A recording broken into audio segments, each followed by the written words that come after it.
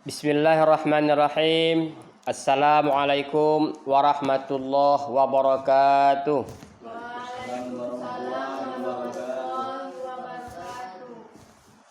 Hamdan syukran lillah wassalatu wassalamu ala man la nabiyya ba'dah. Asyhadu an la ilaha illallah wahdahu la syarikalah wa asyhadu anna Muhammadan abduhu wa rasuluhu la nabiyya ba'dah. Allahumma fassalli wa sallim wa barik ala sayyidina Muhammad wa ala alihi wa ashabihi ajma'in.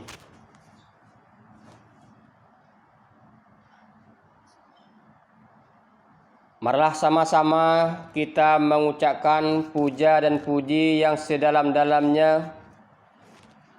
Tidak ada kata yang paling indah melainkan kata sanjungan dan pujian. Kita persembahkan hanya kepada Allah yang Maha Pencipta alam, di mana kita duduk sejenak.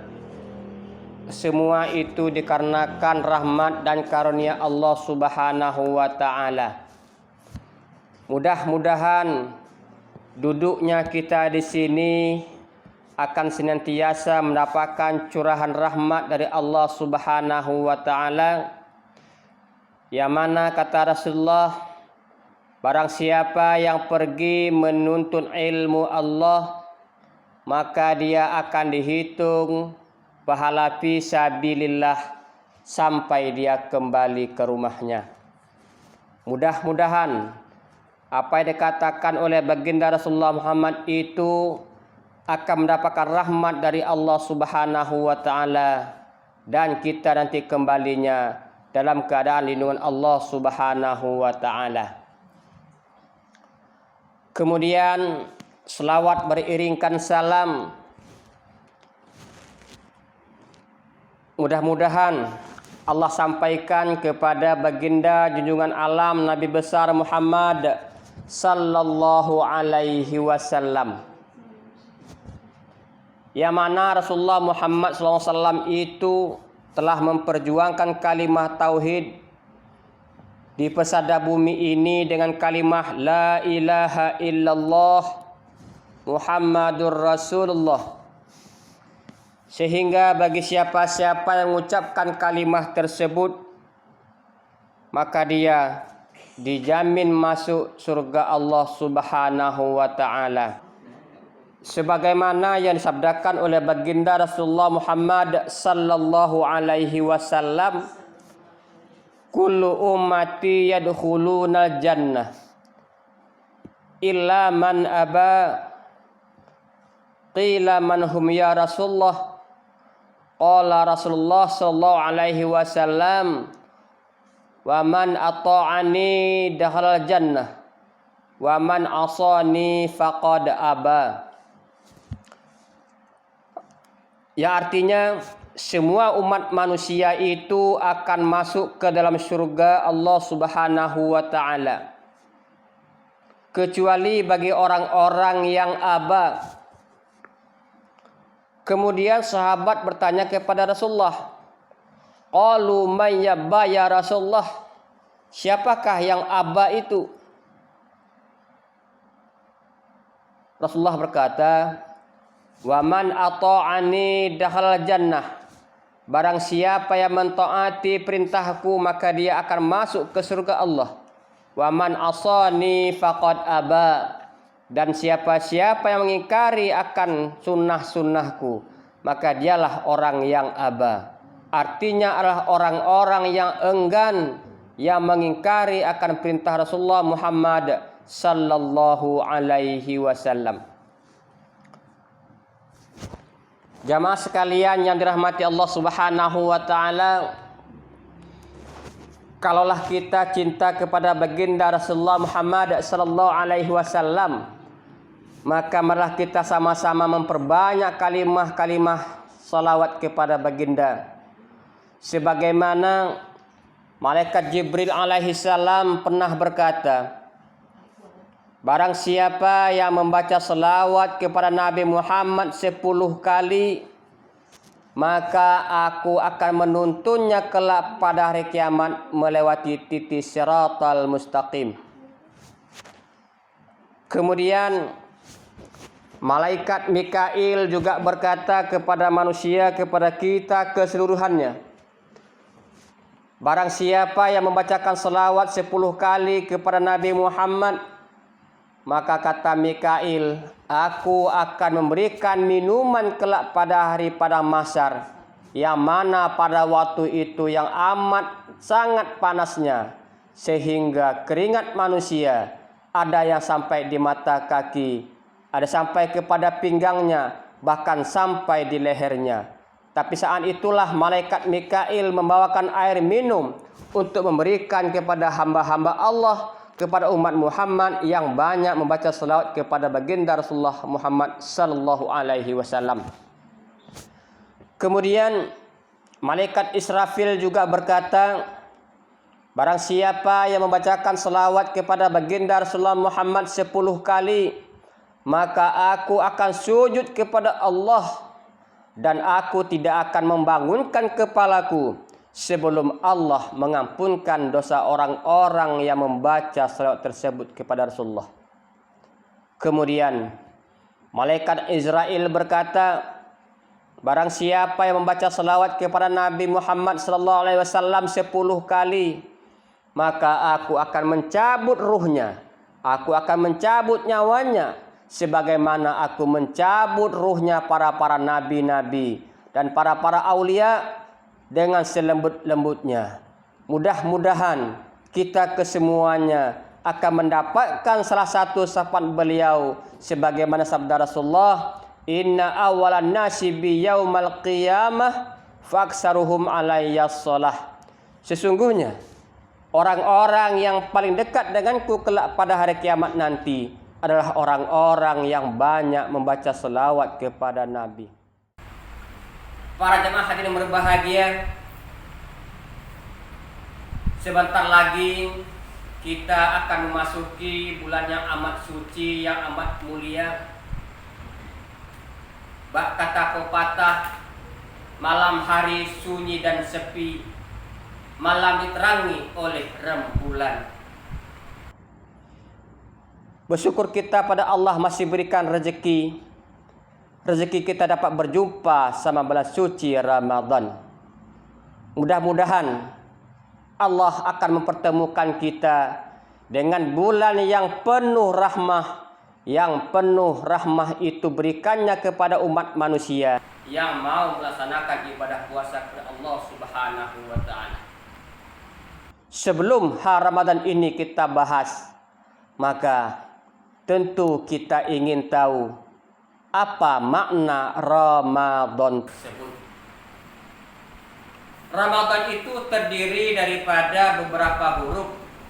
Yang pertama ada huruf Ra, yang kedua ada huruf Mim, dan yang ketiga ada huruf Dha, yang keempat ada huruf Alif, dan yang kelima ada huruf Nun. Itulah yang kita kenal dengan namanya Ramadan.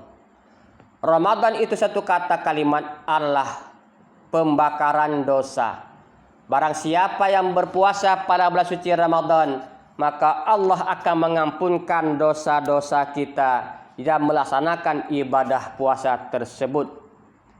Kemudian kita masuki huruf yang pertama adalah huruf Ra. Ra itu adalah bulan rahmah, yang mana kita kenal setiap bulan puasa itu bagaimanapun sempit dan susahnya rezeki yang sebiasa kita laksanakan, tapi manakala bulan suci Ramadan, rahmat itu akan datang melimpah ruah. Sebagai contoh, mungkin zaman sekarang kita susah untuk membeli jajan, membeli pakaian baru, tapi lihatlah, manakala bulan suci Ramadan datang, maka setiap hari kita mampu untuk membelikan makanan-makanan untuk berbuka puasa. Itu semua rahmat Allah Subhanahu wa taala. Oleh karena itu, raihlah rahmat dari Allah Subhanahu wa taala itu dengan sebaik-baiknya. Mudah-mudahan manakala kita melaksanakan ibadah Ramadan dengan sempurna, maka Allah akan berikan kasih sayangnya kepada kita dari mulai dunia insya Allah sampai di alam akhirat nanti. Yang kedua ada huruf mim. Mim itu adalah maghfiratullah, ampunan Allah subhanahu wa ta'ala. Bagi orang-orang yang melaksanakan ibadah puasa, maka Allah akan ampunkan dosa-dosanya. Sebagaimana sabda Rasulullah, man shoma ramadhana imanan wahtisaba ghufira lahu ma taqaddama min zambi. Barang siapa yang berpuasa bulan suci Ramadan penuh dengan harapan, penuh dengan keimanan, maka Allah akan ampunkan dosa kita. Mudah-mudahan dengan adanya bulan suci Ramadan ini, Allah akan mengampunkan dosa-dosa kita. Sementara Rasulullah katakan kepada kita, man fariha biduhuli ramadana harramallahu jasadahu 'alan niran. Barang siapa yang senang hatinya dengan masuknya bulan suci Ramadan ini, maka Allah akan mengharamkan jasadnya daripada jilatan-jilatan api neraka Allah subhanahu wa ta'ala. Para jamaah hadirin berbahagia, yang ketiga ada huruf do. Do itu diartikan dengan dhi'ful ajri, artinya berlipat ganda pahala bagi orang-orang yang melaksanakan ibadah puasa. Seandainya lipatan pahala itu Allah tampakkan di hadapan kita sekarang ini, mungkin kita tak dapat bayangkan betapa banyaknya pahala yang kita laksanakan pada bulan suci Ramadan. Satu kebaikan Allah ganti sampai 70 kebaikan. Bahkan melebihi daripada itu, wallahu yudha'ifu liman yasha. Bahkan Allah akan melipat gandakan dengan tiada batas bagi kita. Oleh karena itu, itulah dia betapa besarnya pahala-pahala bagi melaksanakan ibadah puasa. Sehingga ibadah puasa yang sunnah pada bulan suci Ramadan, Allah hitung dengan pahala wajib pahalanya. Kemudian yang keempat ada huruf alif, amina minaz zunubi, yaitu orang-orang yang melaksanakan Ramadan itu akan aman sentosa dirinya daripada hajabnya Allah, murkanya Allah, dan siksanya Allah dari alam dunia hingga sampai ke alam akhirat. Manakala kita setelah sama-sama melaksanakan perintah Allah tersebut, maka kita akan merasakan amina minaz zunubi, akan aman sentosa daripada sisa Allah subhanahu wa ta'ala. Yang terakhir ada huruf nun, yaitu nahdul wahdi. Nahdul wahdi itu adalah bagi manusia-manusia, bagi hamba-hamba Allah yang benar-benar melaksanakan perintah Allah subhanahu wa ta'ala, maka dia kelak akan mendapatkan nahdul wahdi yang berjumpa langsung dengan Allah subhanahu wa ta'ala. Sesungguhnya nikmat yang paling besar di surga nanti bukanlah kita masuk ke surga Allah, tapi nikmat yang paling besar adalah nikmat dapat berjumpa sama Allah subhanahu wa ta'ala. Sebagaimana baginda Rasulullah Muhammad sallallahu alaihi wasallam berkata, innama nu'imu yaumal qiyamati biwajhihil karim. Sesungguhnya nikmat yang paling besar kelak pada hari kiamat nanti adalah orang-orang yang dapat menatap wajah Allah subhanahu wa ta'ala. Dalam hal ini para sahabat pada ketakutan sebagiannya, karena mereka mengira bagaimana pula pada zamannya Nabi Musa alaihissalam, yang mana mereka berjumpa sama Allah, sama Tuhan di Bukit Tursina, maka mereka semuanya mati seketika itu. Karena dilihatnya lah di sana cahaya yang amat terang, sehingga umat Nabi Musa tak dapat lagi menahan bagaimana cahaya Allah pada masa itu, sehingga mereka mati selama 40 tahun. Disitulah Allah dan Nabi Musa bertemu. Wa kallamallahu Musa taklima. Dan disitulah Nabi Musa berkata-kata dengan Allah, yang mana Nabi Musa katakan, umatku ingin berjumpa dengan engkau. Akan tetapi begitulah besarnya nikmat Allah Subhanahu wa taala. Maka Rasulullah katakan kepada umatnya, wahai sahabat-sahabatku, maka kelak kalian semuanya akan dapat melihat Allah Subhanahu wa taala.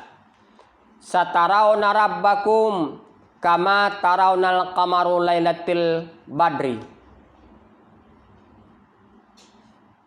Sesungguhnya nanti kamu semua akan dapat melihat Allah Subhanahu wa taala kama tarawnal qamaru lailatul badri, sebagaimana kamu dapat melihat bulan purnama yang cukup indah. Para jamaah hadirin berbahagia, pengajian kita mungkin akan kita tutup sampai di sini. Kemudian kita akan bersambung dengan episode selanjutnya insyaallah. Dalam hal ini mungkin ada pertanyaan yang akan dipertanyakan kepada para jamaah supaya dapat memberikan pertanyaannya kepada kita, baik masalah ibadah puasa ataupun sholat dan ibadah-ibadah yang lainnya. Pertanyaan? Assalamualaikum warahmatullahi wabarakatuh. Waalaikumsalam warahmatullahi wabarakatuh. Ustaz, saya mau bertanya, apa hukum orang tua yang sudah uzur melaksanakan puasa di bulan Ramadan?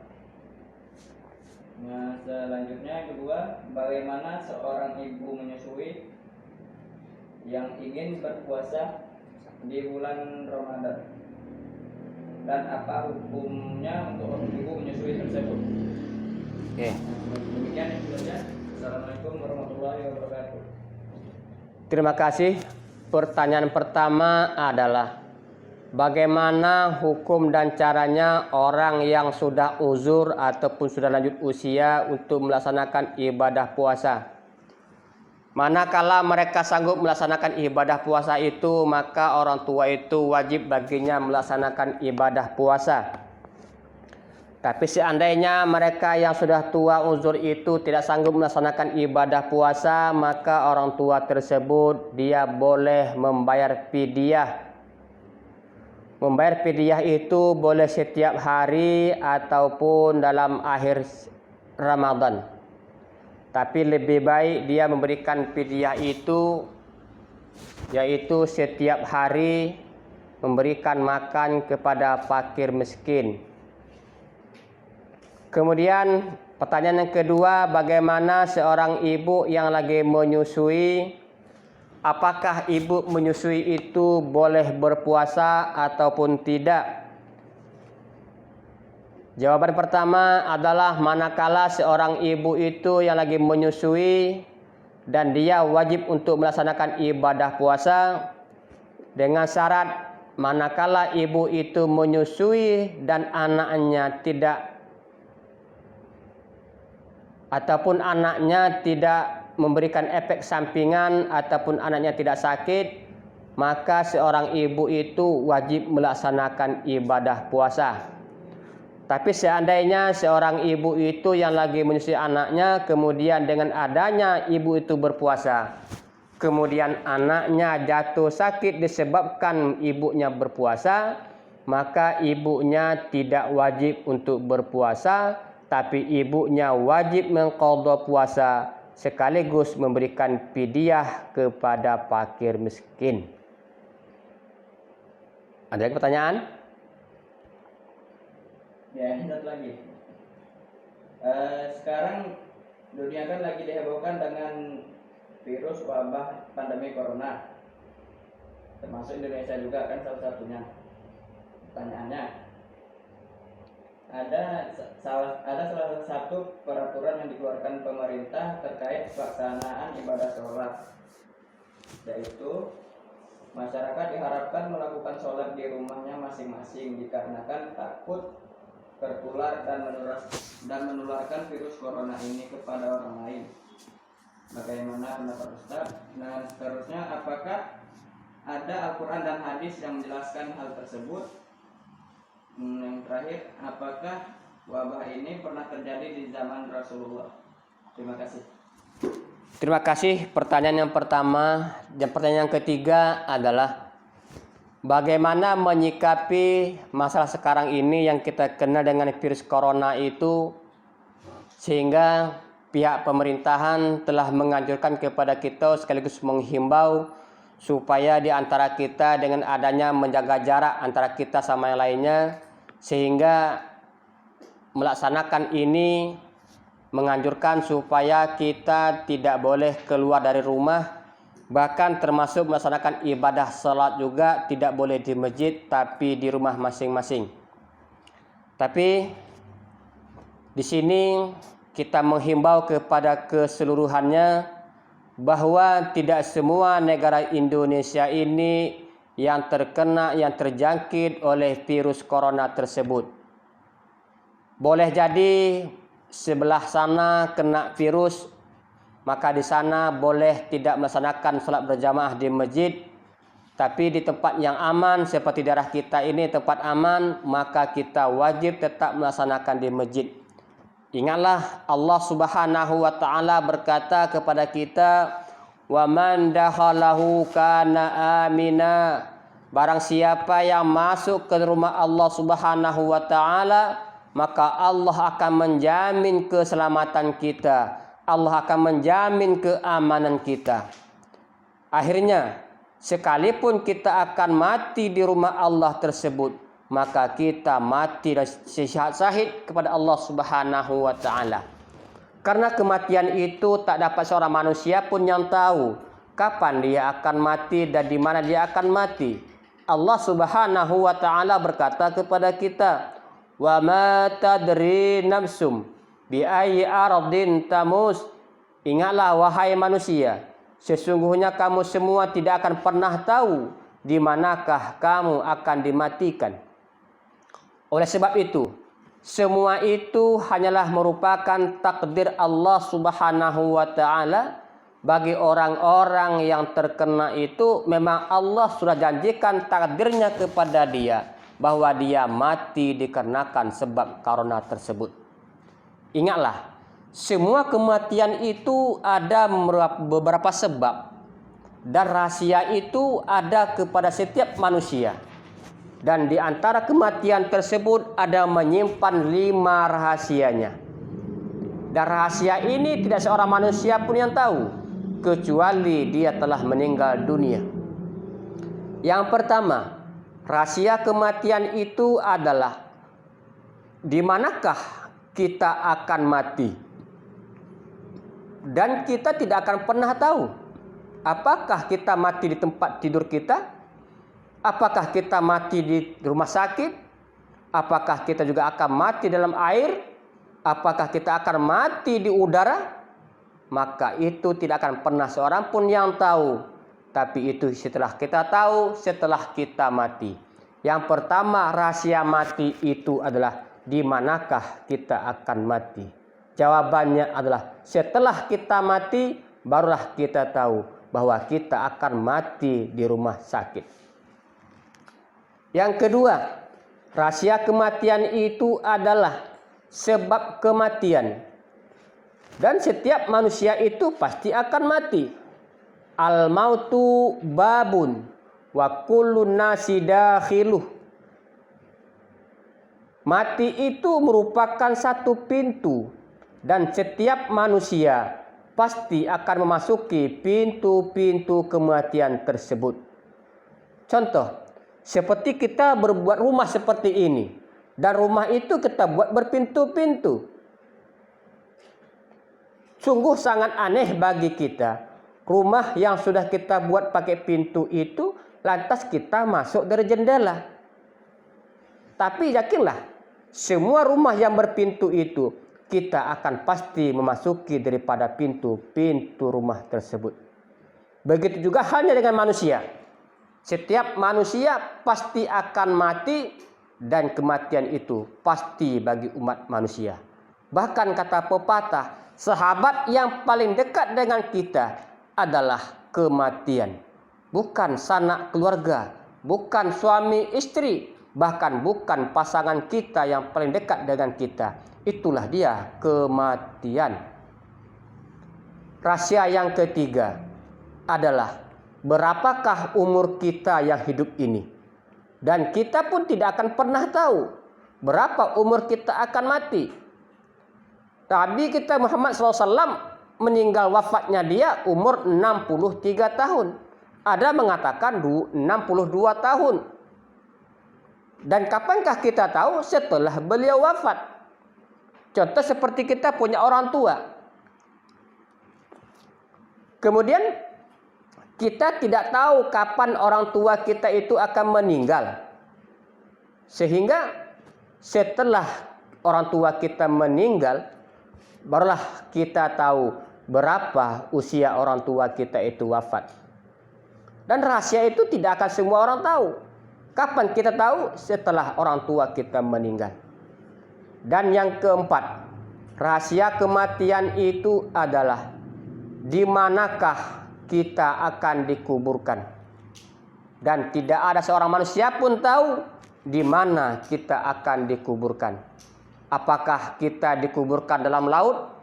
Apakah kita dikuburkan di udara? Bahkan apakah mungkin kita dikuburkan di tanah wakaf? Dan sebagainya.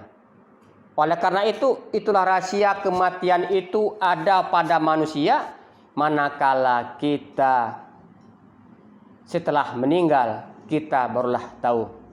Dan yang terakhir rahasia kematian itu adalah kapan kita akan mati. Siang ataupun malam, pagi ataupun sore. Dan kematian itu tidak akan pernah jauh daripada kita. Yakinlah kematian itu pasti akan datang kepada kita.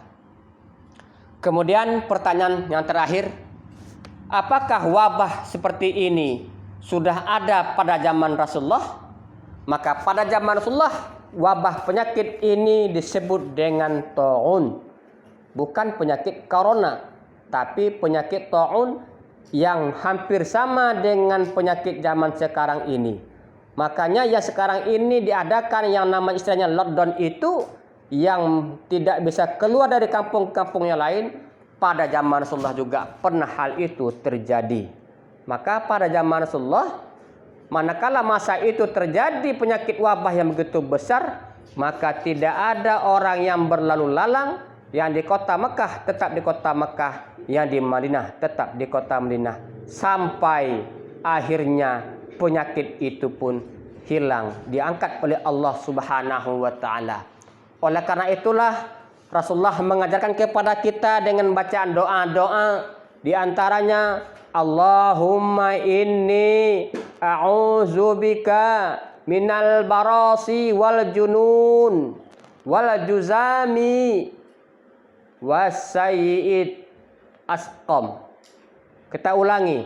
Allahumma inni a'udzubika minal barasi wal junun wal juzami wat ta'un wa min sayyi'il asqam. Ya Allah, ya Tuhan kami minta tolong kepada Engkau ya Allah, jauhkan kami daripada penyakit baras, yaitu belang, penyakit kulit, wal junun dan penyakit gila, wal juzami dan penyakit kusta, wat ta'un itulah yang kita kenal dengan sekarang penyakit corona, wa min sayyi'il asqam dan daripada sejelek-jeleknya, seburuk-buruknya pada penyakit-penyakit yang lainnya.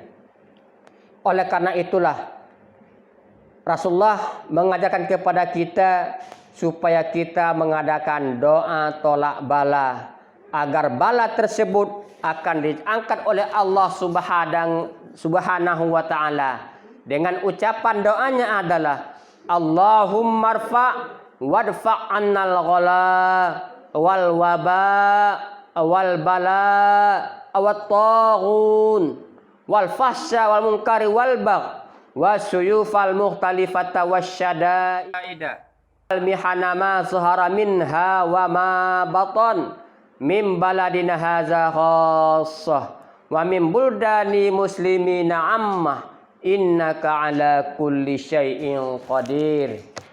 Para jemaah hadirin berbahagia, mudah-mudahan apabila kita bertawakal kepada Allah Subhanahu wa taala, yakinlah penyakit itu yang datangnya dari Allah maka akan kembali kepada Allah Subhanahu wa taala.